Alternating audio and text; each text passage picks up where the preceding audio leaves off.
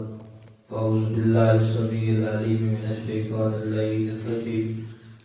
بسم الله الرحمن الرحيم. قال الله تبارك وتعالى في القرآن المجيد والفرقان الحميد: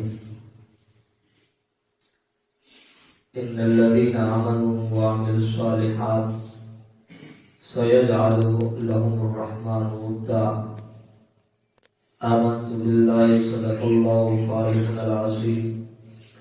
إن الله وملائكته يصلون على النبي يا أيها الذين آمنوا صلوا عليه وسلموا تسليما.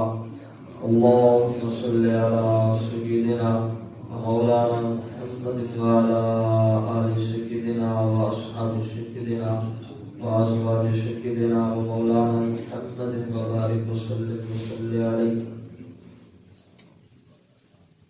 جس سہانی گھڑی چمکا طیبہ کا جان، اس دل افروز ساتھ پہ لاکھوں سلام. جس طرف اٹھ گئی دم میں دم آ گیا، اس نگاہ عنایت پہ لاکھوں سلام. فتح باب نبوت پہ بے حد درود، ختم دور رسالت پہ لاکھوں سلام. اور جن کے ماتھے شفاعت کا سہرا رہا، اس جبین سعادت پہ لاکھوں سلام. شب اسرا کے دلہ پہ دائم درود، نوشائے بزم جنت پہ لاکھوں سلام. خون خیر الرسل سے ہے جن کا خمیر، ان کی بے لوث طینت پہ لاکھوں سلام. ان کے مولا کی ان پر کروڑوں درود، ان کے اصحاب و عطرت پہ لاکھوں سلام. غوث اعظم امام التقا والنقا، جلوائے شان قدرت پہ لاکھوں سلام. جن کی ممبر بنی گردن اولیاء، اس قدم کی کرامت پہ لاکھوں سلام. اور جن کی ہر ادا سنت مصطفیٰ، اے شبیر طریقت پہ لاکھوں سلام. اور ایک میرا ہی رحمت پہ دعویٰ نہیں، شاہ کی ساری امت پہ لاکھوں سلام.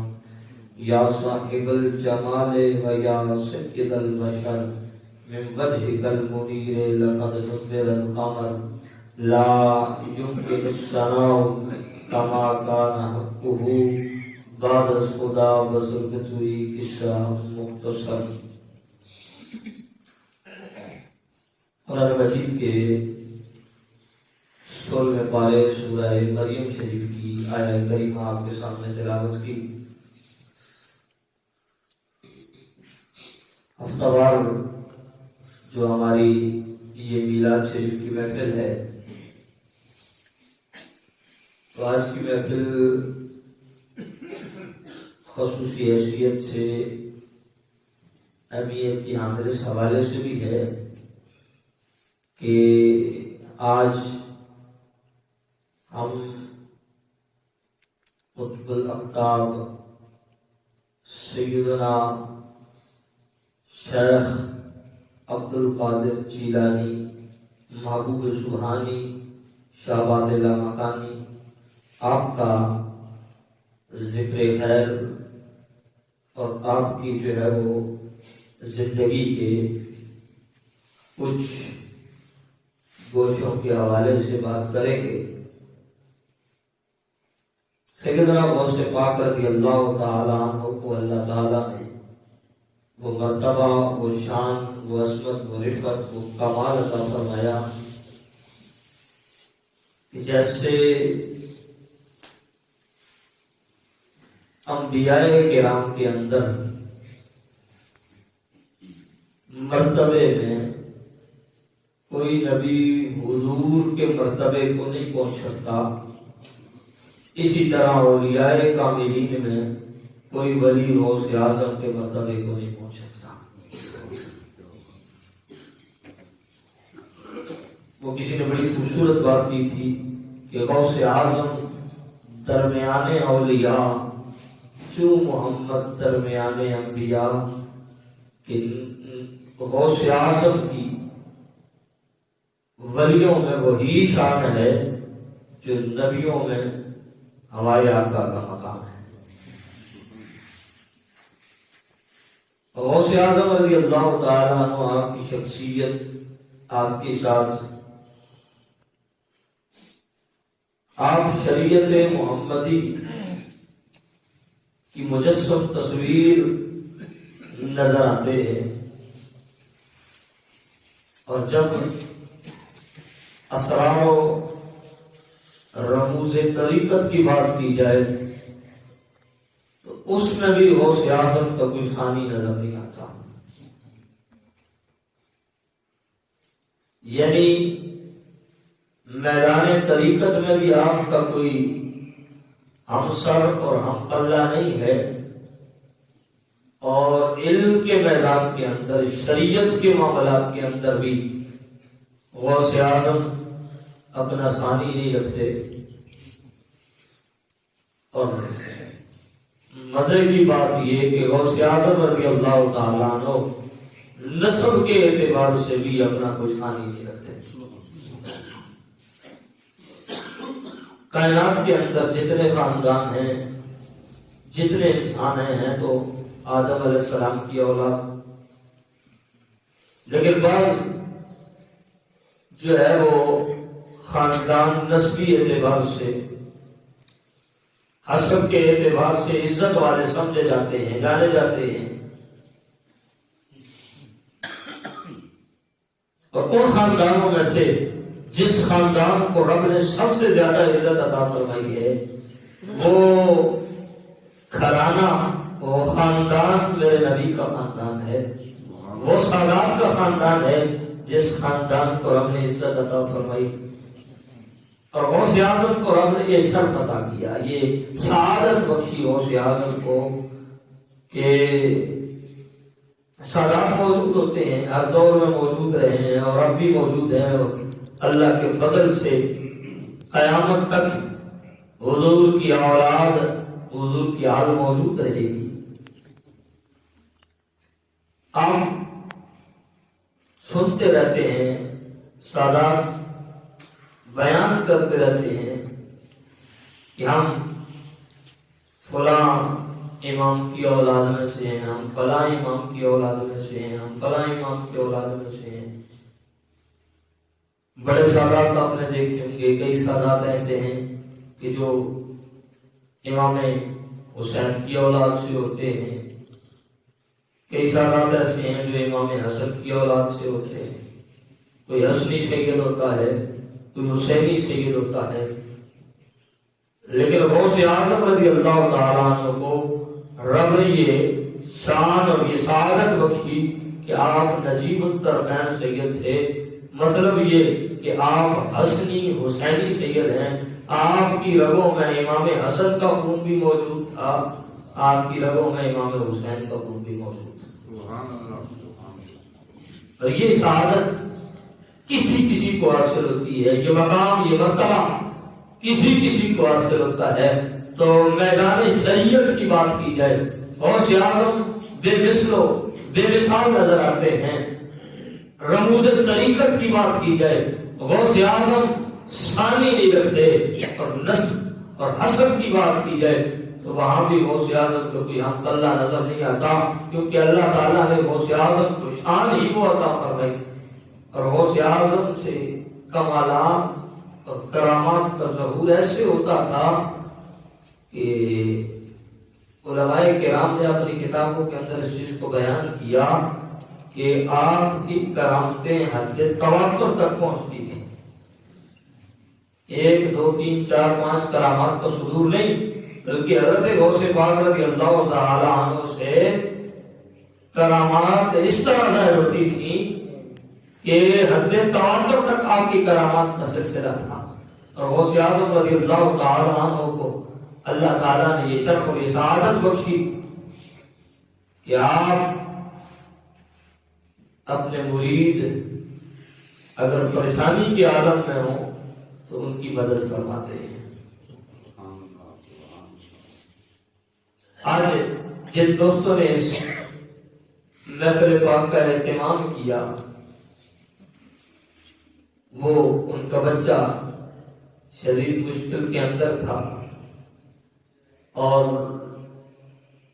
اللہ تعالیٰ یہ خوش نصیبی بھی کسی کسی کو عطا کرتا ہے، یہ سوچ بھی کسی کسی کو عطا کرتا ہے۔ وہ میں ایک واقعہ بیان کرتا رہتا ہوں، تو داتا صاحب کے مزار کے باہر فقیر بیٹھا ہوا تھا، بھیک مانگ رہا تھا، ہر آنے جانے والوں کو کہتا تھا بابا اللہ کے نام پر سوال ہے، 10 روپے کا نوٹ دے دو۔ ہر آنے جانے والوں سے دیکھ رہا تھا، وہ ہر آنے جانے والے سے مانگ رہا تھا۔ ایک ایسا شخص بھی گزرا کہ جو گئے کاملین کو ماننے سے انکار کرتا تھا، ان کی عظمت کو، ان کے کمالات کو نہیں مانتا تھا۔ وہ پاس سے گزرا، اس نے کہا کتنی دیر ہو گئی ہے تو مانگ رہا ہے؟ پہلے گزرا ہوں تو مانگ رہا تھا، میں اب گزرا ہوں تو مانگ رہا ہے۔ وہ تو تجھے کچھ نہیں دے گا، دادا صاحب کے بارے میں کہنے لگا، وہ تو تجھے کچھ نہیں دے گا، لے یہ 10 روپے میں نکال کے دیتا ہوں، دادا کا نام لینا چھوڑ دے۔ اس نے جیب سے 10 روپے نکال کے دیے، اس فقیر نے ہاتھ میں پکڑے، اور فقیر ہاتھ میں پکڑ کر مسکرانے لگا، کہنے لگا واہ داتا تیری شان، واہ داتا تیرا کرم، واہ داتا تیرا کمال، پہلے بھی دیتا تھا لیکن آج نکلوائے بھی ہے تو اس کی جیب سے مجھے تجھے مانتے ہی نہیں ہے، جو تیری عظمت کا اعتراف ہی نہیں کرتا، جو تیری شان کو ماننے والے نہیں ہے، آج تجھے اس کی جیب سے نکلوا کے دیے ہیں۔ تو جو ماننے والے ہوتے ہیں، جو محبت رکھنے والے ہوتے ہیں، ان کا وہ مجھے دوست بتا رہے تھے، کہتے ہیں ہمارا بچہ مشکل کے اندر آیا لیکن ہم جن کا نام لیتے ہیں، ہم جن کی گیارہ پکاتے ہیں، ان کی نگاہ ناز ہم پر ہوئی، ہمارا بچہ بھی تندرست ہو گیا اور اتنے مشکل حالات سے وہ بہتری کی طرف آیا کہ ہم یہ سوچ بھی نہیں سکتے تھے۔ تو میرے ذہن کے اندر آیا کہ عقیدہ اگر بندے کا پختہ ہو تو پھر غوث اعظم آج بھی مدد کے لیے آتے ہیں، اور غوث اعظم رضی اللہ تعالیٰ عنہ یہ فرماتے ہیں کہ میرا مرید مشرق کے اندر ہو، میں مغرب کے اندر موجود ہوں، وہاں میرے مرید کی بے پردگی ہو جائے، میں وہاں مغرب کے اندر رہ کر اپنے مرید کی صدر پوشی کر دیتا ہوں، اپنے مرید کی پردہ پوشی کا اہتمام کر لیتا ہوں۔ اور دوستان محترم، ہم تو اس غوث اعظم کے ماننے والے ہیں، ہم تو اس پیر کے ماننے والے ہیں کہ جس کو رب نے یہ شان عطا فرمائی ہے کہ جہاں پر بھی ان کا مرید مشکل کے اندر ہوتا ہے، جہاں پر بھی ان کی مرید پر کوئی معاملات تنگ ہو جاتے ہیں، غوث اعظم دستگیری فرماتے ہیں، غوث اعظم مدد کے لیے وہاں پہنچ جاتے ہیں۔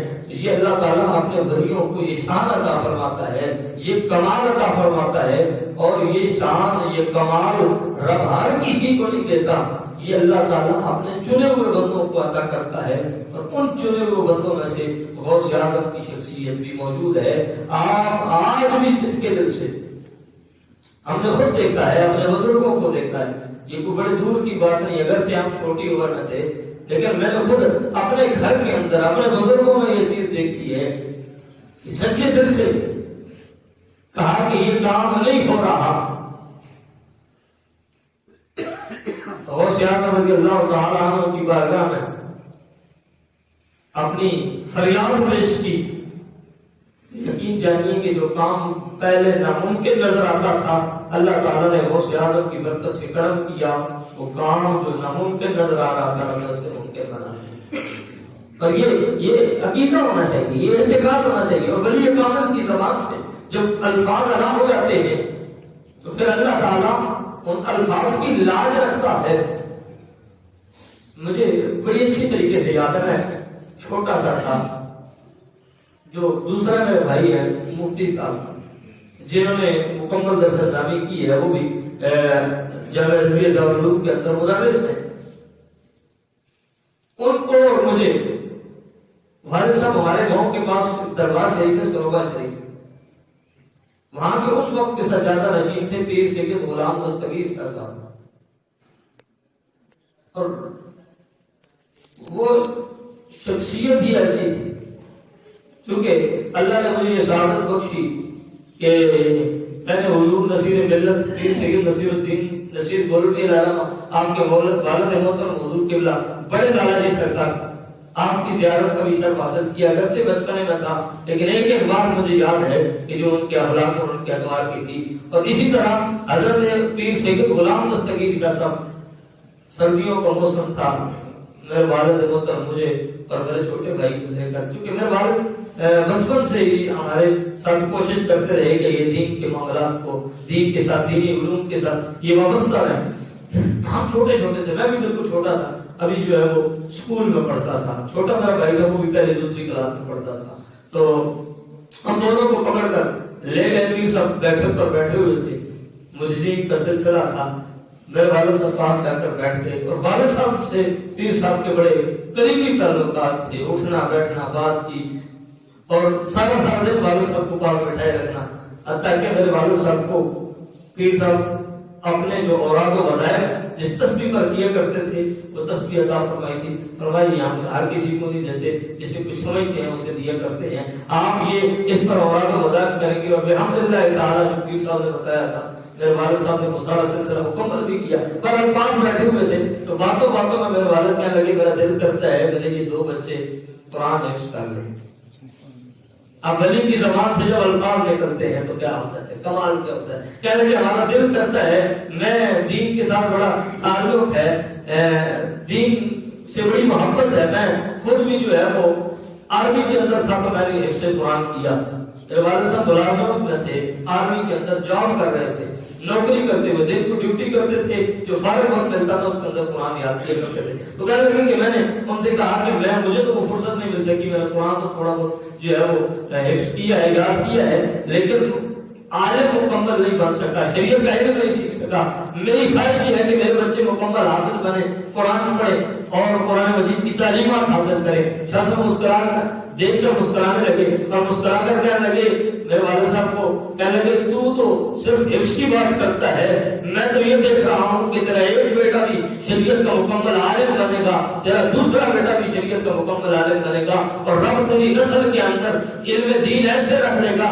کہ تیرے خاندان کا ہر فرد شریعت کا علم لے کر اٹھے گا۔ اور یہی بات جب میں اپنے گھر کے اندر دیکھتا ہوں، رب کا شکر ادا کرتا ہوں کہ آج اللہ تعالیٰ نے ہم 4 بھائی ہیں اور چاروں کو قرآن کے علوم کے ساتھ وابستہ کیا ہے، اور ان میں سے 3 درس نظامی کی تعلیم 2 حاصل کر چکے ہیں، تیسرا کر رہا ہے، اور ایک بھی جو ہے وہ حافظ قرآن ہے اور پنجاب یونیورسٹی سے ایم اے اسلامیات کی تعلیم حاصل کر کے وہ بھی تقریباً پورا عالم نہ صحیح لیکن آدھا عالم وہ بھی ہے۔ تو بتانے کا مقصد یہ ہے کہ رب کے ولی کی زبان سے جب الفاظ ادا ہو جاتے ہیں تو پھر عقیدہ پختہ ہو تو ان کے نکلے ہوئے الفاظ رب واپس نہیں لوٹاتا، اور قرآن مجید کے اندر آپ اس چیز کو دیکھ سکتے ہیں، اور حدیث قدسی کا بھی یہی فلسفہ ہے۔ حضرت ابو ہریرہ اس حدیث قدسی کے راوی ہیں، حضرت ابو ہریرہ فرماتے ہیں حضور صلی اللہ علیہ وسلم نے یہ بات بیان کی کہ میرا رب فرماتا ہے کہ بندہ جب نوافل کے ذریعے میرا قریب ہو جاتا ہے، میرا قرب حاصل کر لیتا ہے، تو میں اس کے ہاتھ بن جاتا ہوں جن سے وہ پکڑتا ہے، میں اس کی زبان بن جاتا ہوں جس سے وہ بولتا ہے،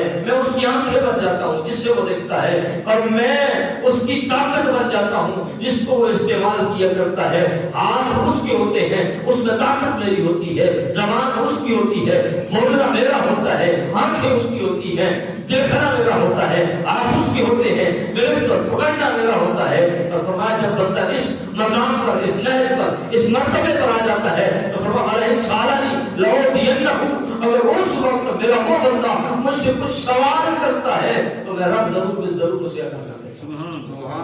اس کی زبان سے الفاظ بعد کے اندر ادا ہوتے ہیں، میں رب ان الفاظ کو پہلے پورا کر دیتا ہوں۔ اور فرمایا اگر میرا ولی کسی بات پر قسم اٹھا دے تو وہ سیاح نے فرمایا حدیث قدسی کے الفاظ ہیں، فرمایا کہ میرا بندہ اگر کسی بات پر قسم اٹھا دے تو حضرت ابو ہریرہ راوی فرماتے ہیں کہ میں اپنے بندے کی اس قسم کی لاج رکھتے ہوئے اس کی بات کو ضرور پورا فرماتا ہوں۔ رب کے اللہ کے جو قریبی بندے ہوتے ہیں جن پر رب عطا کرتا ہے، وہ جو زبان سے الفاظ نکال دیتے ہیں، ان کی زبان سے جو کلمات ادا ہو جاتے ہیں، ان کی زبان سے کلمات نکلنے کی دیر ہوتی ہے، رب کی بارگاہ میں درجہ قبولیت کو پہنچ جاتے ہیں۔ تو ہم تو اس وہ سیاست کا نام لینے والے ہیں، ہم تو ان کا ذکر کرنے والے ہیں، بس ہمارے اندر کمزوری سے اتنی ہے اور کچھ بھی نہیں ہے۔ ہماری محبت حقیقت کی انتہا ہے، اور پیر بھی وہ پیر ہے کہ جو جیسا بھی ہو اس کی مدد کے لیے آ جاتا ہے۔ اگر ہم اپنے عمل کو خالص کر لیں اور وہ سیاست کی سیرت کو بھی اپنا لیں تو پھر کائنات میں ہم جیسا مرید بھی کوئی نہیں ہو سکتا، ہم جیسا غوث اعظم سے محبت کرنے والا بھی کوئی نہیں ہو سکتا۔ صرف عمل کے اندر کمزوری ہے کہ ہم اپنی سیرت اور کردار کو غوث اعظم کی سیرت اور کردار کے ساتھ نہیں ملاتے۔ ہم اگر یہ بات دیکھتے ہیں کہ غوث اعظم کو رب نے یہ شان عطا فرمائی ہے تو یہ بات ہمارے ذہن سے کیوں نکل جاتی ہے کہ غوث اعظم وہ ولی کامل ہے کہ جس نے 40 سال تک عشاء کے وضو سے فجر کی نماز پڑھی۔ نماز کا نام سن کر ہمیں کیوں پریشانی ہو جاتی ہے؟ ہم جب یہ سارے کمالات، یہ سارے کام دیکھتے ہیں تو ہمارے ذہن کے اندر یہ بات کیوں نہیں آتی کہ غوث اعظم رب کا وہ محبوب ولی ہے کہ جس نے 15 سال تک ایک ٹانگ پر کھڑے ہو کر پوری رات قرآن کی تلاوت کی ہے۔ غوث اعظم فرماتے میں ساری رات قرآن کی تلاوت کیا کرتا تھا ایک ٹانگ پر کھڑے ہو کر۔ کہتے ہیں ایک دن ایسا ہوا کہ جو ہے وہ میرے دل کے اندر یہ خیال آیا کہ تھوڑی دیر آرام کر لیا جائے، ساری رات قیام کرتا ہوں، ساری رات آپ کی عبادت کرتا ہوں، تھوڑی دیر آرام کر لیا جائے۔ کہتے ہیں چونکہ نفس کہہ کر مجھ پر حملہ تھا، یہ نفس کی جو ہے وہ بہکانے کی کوشش تھی، اور یہ جہاد میں نفس ہوتا ہے، یہ اپنے نفس کے ساتھ جہاد ہوتا ہے۔ فرمانے لگے، میں نے کہا اچھا تو کہتا ہے کہ آرام کر لیں؟ کہتے میں جس جگہ پر کھڑا تھا اس جگہ سے نہ ایک قدم میں نے آگے کیا نہ ایک قدم پیچھے، بس اسی جگہ پر کھڑے ہو کر میں نے قرآن کی تلاوت شروع کر دی۔ میں نے کہا تو آرام کرنا چاہتا ہے، تو چاہتا ہے کہ ایک گھڑی میں آرام کر لوں، میں تجھے آرام کرواتا ہوں۔ غوث اعظم میں اسی جگہ پر کھڑا ہو گیا اور میں نے قرآن کی تلاوت شروع کر دی۔ بسم اللہ کی بات سے قرآن کو شروع کیا، جب تک والناس کی سین تک نہیں پہنچا تب تک وہاں سے میں نے قدم نہیں اٹھایا۔ لیکن میں تجھے آرام کرواتا ہوں اور میں تجھے بتاتا ہوں حضرت غوث اعظم رضی اللہ تعالیٰ عنہ آپ کی شخصیت ایسی شخصیت ہے اور آپ کو یہ کمال، یہ سارے باتیں، یہ سارے معاملات، اور پھر غوث اعظم کو رب نے یہ شان اس لیے عطا فرمائی کہ غوث اعظم رضی اللہ تعالیٰ عنہ حضور کی شریعت کے بھی عامل تھے اور حضور کی طریقت کے بھی وارث تھے۔ حضور علیہ السلام کے جو فیضان طریقت ہے غوث اعظم اس کے بھی وارث ہیں، اور حضور علیہ السلام نے جو علوم شریعت عطا کی ہے غوث اعظم اس کے بھی وارث ہیں۔ اور اللہ تعالیٰ نے غوث اعظم رضی اللہ تعالیٰ عنہ کو ان تمام چیزوں کا جامع بنا کر بھیجا تھا، اور غوث اعظم رضی اللہ تعالیٰ عنہ اپنے غیر بھی اس بات کا اعتراف کرتے ہیں۔ میں نے 2 واقعات اس حوالے سے دیکھے، میں وہ آپ کی گوش گزار کر کے بات کو ختم کر رہا ہوں۔ دونوں واقعات بظاہر ملتے ہیں، ممکن ہے کہ ایک واقعہ ہو 2 طریقوں سے بیان کیا گیا ہو، اور یہ بھی ممکن ہو سکتا ہے کہ یہ واقعات 2 مرتبہ سرزد ہوئے ہو۔ ایسا بھی ہوتا ہے کہ بعض اوقات جو ہے وہ کئی واقعات کئی بار جو ہے وہ سرزد ہوتے ہیں۔ راجہ رنجیت سنگھ کا دور تھا، یہ رنجیت سنگھ اس کا نام پاکستان کی تاریخ کے اندر ملتا ہے۔ یہ راجہ رنجیت سنگھ کا دور حکومت تھا۔ اس کے دور حکومت کے اندر ایک ہندو فیملی تھی، ہم تو مسلمان ہیں، ایک ہندو فیملی تھی، ایک ہندو مرد اور عورت تھے۔ اس ہندو نوجوان عورت پر ایک نام نہاد مسلمان جو ہے وہ اس کا دل خراب ہو گیا۔ اب وہ چاہتا تھا کہ کسی طریقے سے وہ اس عورت کے قریب جائے۔ وہ عورت ہندو تھی، اس کا شوہر بھی ہندو تھا۔ اب جب یہ معاملات ہوئے تو وہ اسی تاک میں رہا، اسی جستجو میں رہا۔ ایک دن ایسا ہوا کہ وہ جو عورت تھی وہ اور اس کا شوہر کسی دوسرے گاؤں میں کسی معاملے کے لیے جا رہے تھے۔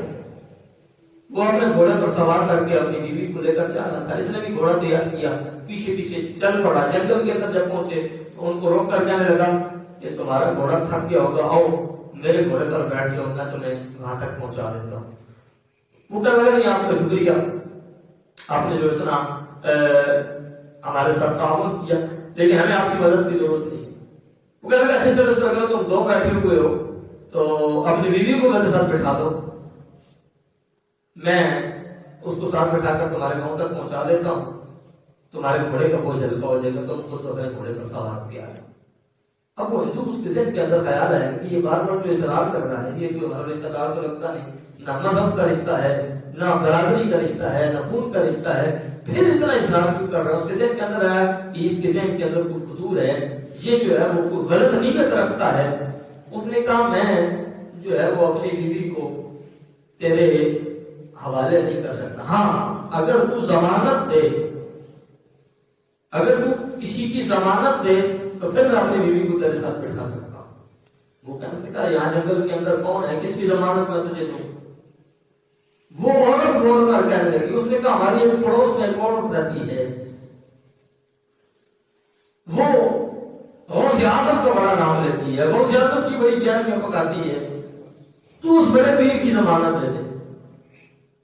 وہ اتفاق سے جو ویسے ہی پورا سا مسلمان تھا اور اوپر سے جو ہے وہ ولیوں کی عظمت کا منکر بھی تھا، انہوں نے کہا کیا کرنا ہے، غوث اعظم نے مر گئے، کھپ گئے، ختم ہو گئے، وہ کون آئے گا، وہ کہاں آئیں گے؟ وہ کہنے لگا اچھا چل میں غوث اعظم کی ضمانت دیتا ہوں، بیٹھ نہیں سکتا۔ اصل میں اس کے اندر کی خباثت تھی، وہ چاہتا تھا کہ ایک بار بیٹھے سے پھر باقی معاملات بعد میں دیکھیں۔ جو ہی بیٹھتی گئی عورت، اس نے تلوار نکالی، اس کے شوہر کو مار دیا۔ اب عورت کو گھوڑے پر بٹھایا، چل پڑا۔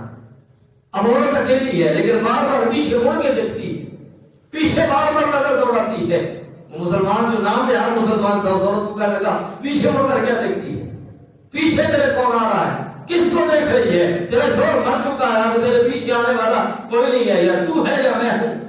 وہ عورت کہنے لگی میں شوہر کو نہیں دیکھ رہی، وہ تو مر گیا ہے۔ فرمایا پھر کس کو دیکھ رہی ہو؟ فرمایا میں اس مسلمانوں کے بڑے پیر کو دیکھ رہی ہوں۔ وہ عورت تو بڑا کہتی تھی کہ ہم جب مشکل میں ہوتے ہیں ہمارا پیر مدد کرتا ہے، میرا شوہر مر گیا ہے، تیرا پیر ابھی تک نہیں پہنچا، میں نے تیرے پیر کو ضامن بنایا تھا، ابھی تک ضامن نہیں پہنچا۔ وہ عورت کہتی ہے اتنا کہنے کی دیر تھی، دو سفید بارش گھوڑوں پر سوار مرد سامنے سے نمودار ہوئے۔ انہوں نے کہا بیٹی ہم تیری مدد کو پہنچ گئے۔ کہتے ہیں انہوں نے تلوار کے ساتھ اس مسلمان کا سر قلم کیا اور مجھے اس اپنے شوہر کی میت کے پاس لے آئے اور کہنے لگے تو چاہتی ہے کہ تیرے شوہر دوبارہ زندہ ہو جائے تو جا۔ ہم نے اس کو بھی زندہ کیا، وہ زندہ ہو کر گھر سے گھوڑا جو تھا وہ اس مسلمان کا جو گھوڑا تھا انہوں نے وہ اسے عطا کیا، کہا یہ گھوڑا لے جاؤ اور اپنے گھر چلے جاؤ۔ جب گھر گئے اس بندے کی جو مسلمان تھا اس کی میت ملی، لاش ملی، لوگوں نے کہا جی اس کو اس ہندو نے قتل کیا ہے۔ کیوں؟ وجہ یہ ہے کہ اس مقتول کا جو گھوڑا ہے اس کے پاس ہے اور جس کے پاس سے مقتول کا سامان نکلے وہ قاتل ہوتا ہے، اس پر قتل کا پہلا دعویٰ ہوتا ہے۔ ہمارے شاہ صاحب بڑی خوبصورت بات کیا کرتے تھے، کہتے ہیں لوگ بڑے دعوے کرتے ہیں کہ کربلا کے اندر امام علی مقام کو فلاں نے مارا، فلاں نے مارا، فلاں نے مارا۔ فرمایا جہاں سے مقتول کا سامان نکلتا ہے قاتل وہ ہوتے ہیں جن کے گھروں سے گھوڑے نکلتے ہیں امام حسین کے، انہیں سوچنا چاہیے کہ گھوڑے ہیں حسین کہاں ہے، اس لیے کہ جہاں سے مقتول کا سامان برآمد ہوتا ہے قاتل وہ لوگ ہوا کرتے ہیں۔ یا یہ کہنا چھوڑ دو کہ یہ گھوڑا حسین کا ہے، اگر گھوڑا حسین کا ہے تو حسین کہاں ہے، اس لیے کہ جو ہے وہ جب پہلی تفتیش ہوتی ہے، یا آپ کو پتا ہے پولیس والے جب تفتیش کرتے ہیں تو کہتے ہیں کہ اگر مقتول کا بٹوا تیرے پاس ہے تو اس کا مطلب ہے قاتل تو ہے، اگر اس کی جو ہے موٹر سائیکل تیرے پاس ہے تو اس کا مطلب ہے کہ قتل تو نے کیا ہے۔ گھوڑا اگر حسین کا تمہارے پاس ہے تو حسین کو کہاں چھوڑ آئے ہو؟ پر دوسری طرف نہیں جاتے، بات لمبی ہو جائے گی۔ تو غوث اعظم رضی اللہ تعالیٰ عنہ کا وہ دیوانہ وہ کہنے لگا کہ میں نے نہیں مارا۔ انہوں نے کہا نہیں تو نے مارا، رنجیت سنگھ کی عدالت میں کیس چلا گیا، اب ان کے پاس گواہ کوئی نہیں تھا۔ وہ عورت ایک بزرگ کو پہچانتی تھی، اس کا نام تھا صوفی گل محمد۔ اس نے اس عورت نے نام لیا، اس نے کہا جی ہم سے نہ پوچھو، یہ صوفی گل محمد جو مجذوب علی ہے اس نے بھی سارا معاملہ دیکھا ہوا ہے، یہ گواہی دے گا اور ہے بھی مسلمان، ہم تو ہندو ہیں، ہماری بات نہیں مانو گے کہ ہندو ہے مسلمانوں کو مار دیا، وہ مسلمان ہے، مسلمان سے پوچھ لو کہ اس مسلمان کو کس نے مارا ہے اور کیوں مارا ہے اور وجہ کیا تھی۔ وہ صوفی گل محمد کو بلایا گیا، راجا رنجیت سنگھ نے کہا سچ سچ بتا ہوا کیا ہے، اس نے کہا یہ ہوا تھا، یہ اس کی عزت لوٹنا چاہتا تھا، اس نے غوث اعظم کو ضامن بنایا تھا، غوث اعظم نے اس کی مدد کی، اس کشور کو زندہ بھی کیا ہے اور اس کے سارے معاملات کو درست بھی کیا ہے۔ اور روایات کے اندر آتا ہے وہ ہندو عورت اور وہ ہندو مرد صوفی گل محمد کے ہاتھوں پر بیعت ہو کر انہوں نے حضور کا کلمہ پڑھ لیا اور مسلمان ہو گئے۔ تو سوچنے کا مقام یہ ہے۔ اور دوسرا جو واقعہ اسی کے ساتھ ملتا ہوا، ہمارے ایک عالم دین ہے آج بھی زندہ ہے، وہ اپنے دادا جی کے حوالے سے بیان کرتے ہیں، ان کے دادا جی بھی بہت بڑے عالم ہیں، وہ بیان کرتے ہیں، کہتے ہیں کہ میرے دادا جی ہری پور آزادے کے علاقے کے اندر تقریر کرنے کے لیے گئے، وہاں پر گئے تو غوث اعظم کے حوالے سے انہوں نے بیان کرنا تھا، غوث اعظم کے حوالے سے انہوں نے تقریر کرنی تھی، تو کہتے ہیں غوث اعظم کے حوالے سے وہ تقریر کر رہے تھے، ایک بندہ مجلس کے اندر 70-80 سال کا بابا تھا، وہ کہتے تھے میرے غوث کو رب نے یہ شان عطا فرمائی تھی، تو وہ بابا اٹھ کر ہاتھ اٹھا کر کہتا تھا او میرا بیٹا تو نے جو کہا ہے سچ کہا ہے۔ وہ کہتے تھے غوث اعظم کو رب نے یہ شان عطا فرمائی تھی، بابا پھر کھڑا ہو جاتا، پھر کہتا کہ میرے بیٹے تو نے جو کہا ہے بالکل سچ فرمایا ہے۔ کہتے ہیں میں نے سوچا بھائی یہ بابا کو بڑا غوث اعظم کا دیوانہ ہے، میں پھر ختم ہوئی، میں اس بابے سے ملا، میں نے کہا بابا جی لگتا ہے کہ غوث اعظم کے بڑے ماننے والے ہو، بڑے چاہنے والے ہو، غوث اعظم سے بڑی محبت کرنے والے ہو۔ اس کی آنکھوں میں آنسو آ گئے، اس نے کہا ہاں میں غوث اعظم سے بڑی محبت کرتا ہوں، میں غوث اعظم سے بڑا پیار کرتا ہوں۔ میں نے کہا بابا تیرا نام کیا ہے؟ بابا رو کر کہنے لگا بیٹا میرا نام غلام رسول ہے، لیکن پہلے میں ہندو تھا، اب میرا نام غلام رسول ہے، میں پہلے ہندو تھا، میں غلام رسول ہوں۔ وہ عالم کہنے لگے مجھے جستجو پیدا ہوئی کہ یہ وہ ہندو سے غلام رسول کیسے بنا۔ میں نے پوچھا وہ بابا تیری زندگی کے اندر یہ تبدیلی کیسے آئی کہ تو ہندو تھا، ہندو سے غلام رسول کیسے بن گیا؟ کہنے لگا بابا اور زور سے رونے لگا۔ اس نے کہا بیٹا کیا بتاؤں، وہ پیر صرف تمہارا پیر نہیں ہے، وہ سارے عالم کا پیر ہے، اور اس پیر کو جو بھی مدد کے لیے بلاتا ہے وہ پیر اس کی مدد کے لیے چلا آتا ہے۔ فرمایا بابا بتا تو صحیح ہوا کیا؟ اس نے کہا میری جوان بیٹی تھی، ہمارے دوسرے پڑوس کے گاؤں کے اندر ہمارے رشتے دار رہتے تھے، ان کی ہاں شادی تھی، ہم کسی سبب سے ہمارے رشتے دار ان کی ہاں چلے گئے، میری بیٹی میرے گھر کے اندر اکیلی رہ گئی۔ ہم نے پیغام بھیجا اس کے لیے کہ تو بھی شادی پر آ جائے، شادی میں شرکت کر لے۔ کہنے لگے وہ میری بیٹی نوجوان گھر سے بد سوار کر تیار ہو کر نکلی، رستے میں جنگل پڑتا تھا، جب جنگل میں آئی اس نے کیا دیکھا کہ 4 نوجوان ہیں ہندو اور 4 اس کے پیچھے پیچھے آ رہے ہیں، اس کے پیچھے کر رہے ہیں۔ لڑکی نے جب دیکھا کہ وہ ان کی ارادے ان کی نیتیں ٹھیک نہیں ہیں تو لڑکی گھر اس شادی کے گھر جانے کی طرف وہ واپس پیچھے اپنے گھر کی طرف لوٹ پڑی۔ وہ ہندو لڑکے کہنے لگے تو جا اس شادی کے گھر گئی تھی، واپس کیوں جا رہی ہے، واپس گھر کی طرف کیوں مڑ پڑی ہے؟ اس نے کہا مجھے ڈر لگتا ہے، میں اکیلی لڑکی ہوں، نوجوان ہوں۔ وہ کہنے لگے کس سے ڈر لگتا ہے؟ ہم تیرے ساتھ ہیں، ہم ہندو ہیں، ہم مذہب ہیں، ہمارا مذہب ایک ہے، ہم تیرے ساتھ ہیں، 4 مردوں کے ہوتے ہوئے 4 نوجوانوں کے ہوتے ہوئے تجھے کس بات کا ڈر ہے؟ وہ کہنے لگے ڈر ہی تو تم سے ہے، ڈر ہی تم سے لگ رہا ہے کہ کہیں تم میری عزت نہ لوٹ لو یا میرا سامان نہ لوٹ لو۔ وہ کہنے لگے ہم ہندو ہیں، ہم تیرا سامان نہیں لوٹیں گے۔ ایک نوجوان کہنے لگا مجھے خدا خود کی قسم ہے میں تیرا سامان نہیں لوٹوں گا۔ اس نے کہا میں نے اس بت کو کئی بار آزمایا ہے، اس نے میری مدد نہیں کی، میں اس کو ضامن نہیں بناتی۔ وہ دوسرا کہنے لگا چل اس کو نہیں بناتی فلاں کو بنا لیتے ہیں۔ اس نے کہا میں نے اس کو بھی آزمایا ہے، تیسرے کا نام لیا، چوتھے نے چوتھے کا نام لیا۔ اس نے کہا میں سب کو آزما چکی ہوں، میں کسی کو ضامن نہیں بنانے والی، میں گھر کی طرف جا رہی ہوں۔ اور میں ایک بولا اچھا چل ہمارے کہنے پر کسی کو ضامن نہیں بناتی، تو بتا کہ کس کو ضامن بنانا چاہتی ہے؟ وہ کہنے لگی مجھے کسی پر اعتبار نہیں ہے۔ ایک بول کر کہنے لگا اچھا چل ہندوؤں میں سے کسی کو نہیں بناتی، مسلمانوں کے خدا کو ضامن بنا دے۔ وہ کہنے لگی جس خدا کو میں جانتی نہیں ہوں اس کو ضامن کیسے بناؤں؟ وہ کہنے لگی اچھا پھر ان کے رسول کو ضامن بنا لو۔ اس نے کہا جس رسول کو میں مانتی نہیں ہوں اس رسول کو ضامن کیسے بناؤں؟ انہوں نے کہا پھر کیا کرے، کیا حل نکلے گا؟ اس نے کہا ہاں ایک غوث اعظم کا نام میں نے مسلمانوں کی زبان سے سنا ہے، اور سنا ہے وہ بڑا کامل پیر ہے، اور جہاں بھی کوئی مرید مشکل میں ہوتا ہے وہ پیر ان کی مدد کے لیے چلا جاتا ہے۔ چلو اگر تمہاری ضد ہے تو میں اس پیر کو ضامن بنا لیتی ہوں۔ انہوں نے کہا ٹھیک ہے میں غوث اعظم کو ضامن بناتی ہوں. چل پڑے. جب جنگل کے درمیان میں پہنچے وہ لڑکی اس لڑکی کی چاروں طرف آ گئے. وہ کہنے لگے پہلے تو تیرے صرف زیور لوٹنا تھا, اب تیری عزت بھی لوٹیں گے.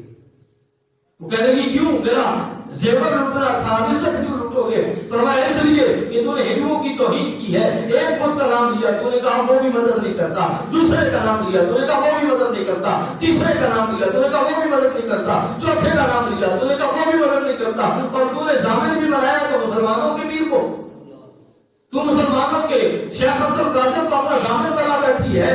دیکھتے ہیں ہم کو تیری ضمانت کس طرح پوری کرتا ہے, دیکھتے ہیں تیری عزت کی حفاظت کس طرح کرتا ہے. وہ عورت جب وہ پریشان حال کھڑی تھی, ایک نے اس کے دوپٹے کی طرف ہاتھ بڑھایا, سر سے دوپٹہ کھینچ لیا. دوسرے نے اس کے ہاتھ پکڑے, اور جب تیسرا اس کے گریبان پر ہاتھ ڈالنے لگا تو اس عورت کی چیخ نکل گئی, رونے لگی. اس نے کہا روتی کیوں ہے؟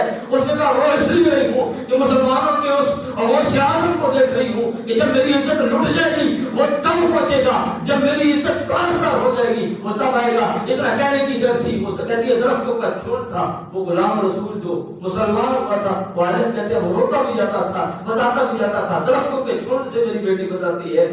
آواز آئی, کہنے لگا بیٹی جس غوث کو تو نے پکارا ہے تو مسلمان نہیں ہے, لیکن سن اگر غوث اعظم کو کوئی غیر مسلم کی پکار لے غوث اعظم اس کی مدد کے لیے بھی آتا ہے. کہتے ہیں بس اتنے کہنے کی دیر تھی, غوث اعظم آئے اور اپنی تلوار سے 4 نوجوانوں کو قتل کر کے مجھے کہنے لگے چل بیٹی میں تجھے اپنی منزل مقصود تک پہنچا دوں. وہ لڑکی رونے لگی, غوث اعظم کے قدموں میں گر گئی. کہنے لگی بابا اب میری منزل کوئی اور نہیں ہے, اب ساری منزلیں تیرے قدموں پر آ کر ختم ہو جاتی ہیں بابا. اب میں نے کہیں اور نہیں جانا. جس نبی کا تو نے کلمہ پڑھ کر میری مدد کی ہے, میں تو حیران ہوں کہ اس نبی کے کیا حالات ہیں, اس نبی کے کیا طور اطوار ہے کہ جس نبی نے یہ بتایا ہے کہ اپنے تو اپنے رہے, دشمنوں کی بھی مدد کرنی چاہیے. اور جس نبی کی سیرت پر بنا کر تو نے میری مدد کی ہے, اس نبی کو مجھے کلمہ بھی تو پڑھا دے. غوث اعظم نے اس بچی کو مسلمان کیا. وہ غلام رسول جو پہلے ہندو تھا, اس نے کہا جب وہ بچی ہمارے گھر کے اندر آئی اس نے ہمیں بتایا, اور ہم گاؤں والوں نے جا کر وہاں موقع پر دیکھا وہ چاروں کے چاروں نوجوان وہاں پر مرے پڑے ہوئے تھے, ان کے سر کٹے ہوئے تھے. تو دوستان ہوتا مقام فکر ہے, سوچنے کا مقام ہے کہ غوث اعظم کو رب نے یہ شان عطا فرمائی ہے, یہ کمال عطا فرمایا ہے کہ یہ غیر تو غیر رہے, یہ اپنے تو اپنے رہے. غوث اعظم اگر غیر بھی غوث اعظم کو پکارتے ہیں تو غوث اعظم ان کی بھی مدد فرماتے ہیں. تو دوستان محترم اگر غوث اعظم کو کوئی صدق کے دل کے ساتھ, سچے عقیدے کے ساتھ, محبت کے ساتھ, آج بھی غوث اعظم کو خلوص نیت کے ساتھ دل کے اندر بیٹھے بیٹھے بھی مدد کے لیے پکارتا ہے. میں آپ کو اپنی بات نہیں بتاتا, لیکن میں نے اپنی زندگی کے اندر صرف پڑھا نہیں ہے, یعنی کتابوں کے اندر ایک بات ہوتی ہے نا, صرف بندہ پڑھ لیتا ہے کہ جی غوث اعظم کو اللہ نے یہ شان عطا فرمائی تھی, یہ کمال عطا فرمایا تھا. میں نے غوث اعظم کو کئی بار آزمایا ہے کہ جب غوث اعظم کے سے کسی مشکل معاملے کے اندر مدد طلب کی اور کسی کو بتایا بھی نہیں, یہ بھی مزے کی بات, کسی کو بتایا بھی نہیں کہ میں یہ فلاں کرنے جا رہا ہوں, میں نے فلاں کیا ہے, بس دل کے اندر تصور کیا ہے, دل کے اندر خیال کیا ہے کہ غوث اعظم ہم تیرا نام لینے والے ہیں اور ہمارے ساتھ یہ معاملات ہو رہے ہیں. اور یہ ساری معاملات اللہ تعالیٰ ان چیزوں کو, میں ایک بات آپ کو بتا کے, یہ مطلب کسی کو کرامت نہ سمجھے, یہ غوث اعظم کا کرم ہوتا ہے. کرامتیں ہم جیسے بندے کیا دکھائیں گے اور ہمارے پاس کیا ہے, ہم تو کچھ بھی نہیں کر سکتے, ہم تو بس حضور کی شریعت کی بات کرتے ہیں. اس کے علاوہ میں یہ جب حضرت علامہ خادم حسین رضوی صاحب انہوں نے یہ آسیہ مملونہ جو تھی اس کے حوالے سے ادھر فیض آباد کے اندر دھرنا دیا تھا, تو یہ ہمارے دوست ہیں, کچھ مسجد کے اندر موجود بھی ہیں ہمارے دوستوں میں, انتظامیہ کے بھی کچھ دوست ہیں. ہم رستے میں سے واپس آ رہے تھے رات کو ملی موڑ پر, تو پولیس نے ہمیں گرفتار کر لیا. تو نہ کوئی مقدمہ نہ کوئی, ویسے حالت پکڑ لیا, بند کر دیا, ڈرے سے بھیج دیا. جمعرات کو ہمیں گرفتار کیا, جمعہ گزرا, ہفتے کی رات بھی گزر گئی, جمعرات کی رات بھی تھی, جمعے کی رات بھی, ہفتے کی رات بھی. ہفتے کی رات کو بیٹھے ہوئے تھے سارے دوست, تو آپس میں بیٹھے ہوئے باتیں کی. وہ ہمارے ایسا تھے, وہ بھی ساتھ تھے, تو بیٹھے ہوئے تھے. تو بیٹھے بیٹھے میں نے بات کیا, نے کہا صبح حضور کا میلاد ہے, صبح حضور کا میلاد ہے, اتوار کا دن ہے, اور ہم یہاں پر موجود ہیں, پتہ نہیں پیچھے کیا ہوگا. تو ایسا کہنا کہ یار یہ واقعی بات تو ہے، جمعہ بھی پتہ نہیں کس نے پڑھایا ہوگا، یہ کیا معاملات ہوئے ہوں گے سارے معاملات۔ تو میں نے کہا ایسا میرا دل کہتا ہے کہ انشاءاللہ صبح کی میلاد کی محفل میں ہم شرکت کریں گے، صبح انشاءاللہ میلاد کی محفل میں ہم بذات خود شامل ہوں گے۔ اور اللہ نے کرم ایسا کیا کہ رات کو 1:30 بجے انہوں نے ہم سوئے ہوئے تھے، ہمارا دروازے پہ ٹرک اٹھا کے لگے لوگ تمہارے آرڈر آ گیا۔ اس دن مولوی سمیع الحق اس سے 1 دن پہلے اس کو شہید کر دیا گیا تھا۔ یہ مولوی سمیع الحق ان دنوں میں شہید ہوا تھا، تو کہتے ہیں کہ سمیع الحق صاحب شہید ہو گیا، حالات خراب ہو گئے ہیں، تو فضل الرحمان صاحب ان کا بھی جو دھرنا ادھر پنڈی کی طرف اسلام آباد کی طرف آنا چاہتا ہے، لہٰذا وہ جو پہلے لوگ ہیں ان کو چھوڑ رہے ہیں، لہٰذا 2 بجے رات کو 2 بجے ہم ادھر بدلی محلے میں رہتے تھے، رات کو 2 بجے ہم اپنے گھر کے اندر پہنچے تھے۔ آئی صاحب کو رستے میں آتے ہوئے میں نے ہنستے ہوئے کہا، میں نے کہا آئی صاحب جن کا میلاد کرنا تھا انہوں نے ہمیں وقت سے پہلے یہاں پہنچا دیا ہے، تو دوسرے محترم پھر ہم نے بھی جو اپنی طرف سے ہو سکتا تھا گناہگار ہیں کوشش کرتے رہتے ہیں، ہم نے بھی پھر یہ کیا۔ آئی صاحب کہنے کے پتہ کیا فون کر کے، کہنے لگے صبح کوئی نہیں میلاد کرنے والا، تو مجھے یاد ہے آئی صاحب نے کہا کہ ٹھیک ہے اگر کوئی نہیں ہے تو پھر انشاءاللہ صبح پھر بھی میلاد ہوگا۔ پھر ہم نے وہ سارے معاملات بڑی مشکل سے جو ارینج ہوتا رات کو 2 بجے کیا ہو سکتا ہے، لیکن پھر بھی صبح حضور کا غوث اعظم کا ذکر بھی ہوا، حضور کا میلاد بھی ہوا۔ اگر بندہ عقیدہ پختہ ہو، عظمت باتیں ہیں، یہ ایک 2 باتیں نہیں ہیں، انسان کی زندگی کے اندر کئی معاملات آتے ہیں، صدق کے دل کے ساتھ، خلوص نیت کے ساتھ تو غوث اعظم کو پکار کر تو دیکھے، وہ نبی کی طرف 1 قدم بڑھا کر تو دیکھے، وہ نبی اتنا لجپال ہے، وہ نبی اتنا لجپال ہے جو پیدا ہوا تھا تو رب اپنی امتی، قبر کے اندر حضور کو ڈال دیا گیا۔ حضرت فضل بن عباس فرماتے ہیں میں حضور کا آخری کلام سنا تو اس وقت بھی حضور کے لبوں پر تھا رب اپنی امتی۔ وہ نبی اتنا لجپال ہے اور اس نبی کے غلام اتنے لجپال ہیں، ہم اصل میں اپنی نیتیں خالص نہیں کرتے، ہمارے اعمال کے اندر خلوص نہیں رہا۔ اگر بھی آج بھی ہمارے اعمال کے اندر، ہمارے معاملات کے اندر خلوص آ جائے تو پھر ایسا ممکن ہی نہیں ہے کہ وہ اللہ کے ولی، وہ اللہ کے نیک بندے ہماری مدد کو نہ پہنچے۔ تو لہذا اگر ہم ان کو خلوص نیت کے ساتھ، محبت کے ساتھ، عقیدت کے ساتھ، ادب و احترام کے ساتھ ایک بار بھی پکارے نا تو ہماری پکارنے کی دیر ہے وہ ہماری مدد کو پہنچاتے ہیں۔ تو بس اس یہ عقیدہ رکھنا چاہیے اللہ کے نیک بندوں کے بارے میں، ان صالحین کے بارے میں اور ان اللہ کے ولیوں کے بارے میں ہمارا یہ اعتقاد اور یہ خوش عقیدگی ہونی چاہیے کہ ہم ان کو دل سے جس وقت بھی پکاریں گے، جس حال میں بھی پکاریں گے، یہ ہمارے ہر حال میں ہر وقت میں مدد کریں گے۔ تو دوستان محترم، یہ ساری باتیں بیان کرنے کا مقصد یہ نہیں ہے کہ ہم صرف جو ہے وہ اولیاء کاملین کی کرامات کو بیان کرتے ہیں، ہم ان کی سیرت و کردار کو نہیں پڑھتے، ہم ان کی کرامات کا بھی تذکرہ کرتے ہیں، ہم ان کے معاملات کو بھی دیکھتے ہیں، لیکن اس کے ساتھ ساتھ ان ساری چیزوں کو اپنی جگہ پر، لیکن جو ہے وہ ہم غوث اعظم کا جو ذکر بڑی محبت کے ساتھ کرتے ہیں۔ ہمارا غوث اعظم کے ساتھ رشتے محبت والا ایسا ہے کہ اللہ تعالیٰ نے غوث اعظم کو جو شان عطا فرمائی ہیں، اللہ تعالیٰ نے ہمارے مقدر میں لکھ دیا ہے کہ ہم غوث اعظم کی محبت ہمارے دل کے اندر ہے اور ہم غوث اعظم کی محبت کے نعرے لگاتے ہیں۔ اور آج ہم اس مقام پر موجود ہیں کہ جب بھی ہمیں کوئی مشکل پیش آتی ہے ہم غوث اعظم کا نام لیتے ہیں، اللہ تعالیٰ ان کے صدقے سے ہماری مشکلوں کو دور فرما دیتا ہے۔ اور یہ غوث اعظم کی کوئی معمولی شان نہیں ہے، بریلی کا شہنشاہ، یہ امام محمد رضا کوئی عام بندہ نہیں ہے، اور امام محمد رضا ہر بندے کی تعریف کرتے بھی نہیں۔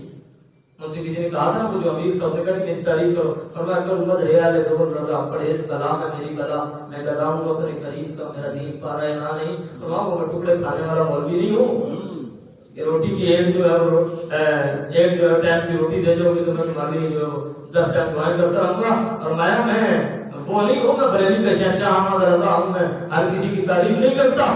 لیکن اس نے بھی کہا کہ واہ کیا مرتبہ ہے غوث ہے بالا تیرا، اونچے اونچوں کے سروں سے ہے قدم آنا تیرا، اور کہا کہ تجھ سے در سے سگ اور سگ سے ہے نسبت میری، کتنی دور کی نسبت اعلیٰ حضرت کے بھائی، فرمایا آپ کو آپ کے در کو آپ سے نسبت ہے، تجھ سے در یعنی جو آپ کے دروازے کا اگلا حصہ ہے اس کو آپ کے ساتھ نسبت ہے، تجھ سے در سے سگ، وہ تیرے دروازے پر جو در ہے اس پر ایک کتا بیٹھا ہوا ہے، اس کتے کو تیرے در سے نسبت ہے، تجھ سے در سے سگ، اور تیرے اس کتے سے مجھے نسبت ہے، سگ سے ہے نسبت میری گردن میں بھی ہے دور کا ڈورا تیرا، اور فرش والے فرمایا ان کو کیا پتا جو کہتے ہیں کہ غوث اعظم کیا کر سکتے ہیں.